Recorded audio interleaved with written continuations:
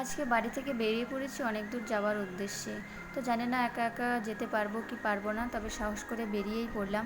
তো সকাল সকালই বেরিয়েছি আর আমাকে দাদা ছাড়তে যাচ্ছে স্টেশনে। তো হ্যালো এভরিওয়ান, কেমন আছো তোমরা সবাই? আশা করছি সবাই ভালো আছো, আমিও ভালো আছি। তো দেখো এখানে স্টেশনে চলেও এসেছি। আর এখানে এসে দেখছি মানে ট্রেনটা একটু লেটে ছিল। তো জীবনের পথে চলতে গেলে কখনো কখনো নিজেকে একাই যেতে হয়।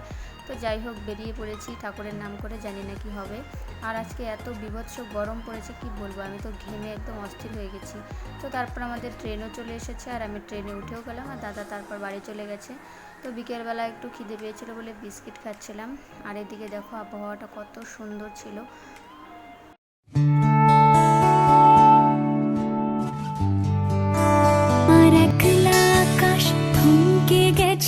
রাতের স্রোতে ভেসে শুধু তোমায় ভালোবেসে।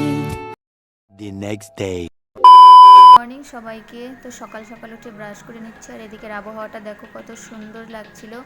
তো যাই হোক, জীবনের প্রথমবার আমি এত দূর বাড়ি থেকে একা একা বেরিয়েছি আর সত্যি ভাবতে পারিনি যে আমি একা একাই আসতে পারবো। তো যাই হোক, ট্রেন থেকে নেমে এখন আমরা যাচ্ছি হস্টেলে। তো আমার ফ্রেন্ডও এসেছিলো স্টেশনে আমাকে নিতে। তো যাই হোক, তোমাদের ভিডিওটা কেমন লেগেছে অবশ্যই জানিও, আর ভালো লাগলে লাইক কমেন্ট শেয়ার করতে ভুলো না।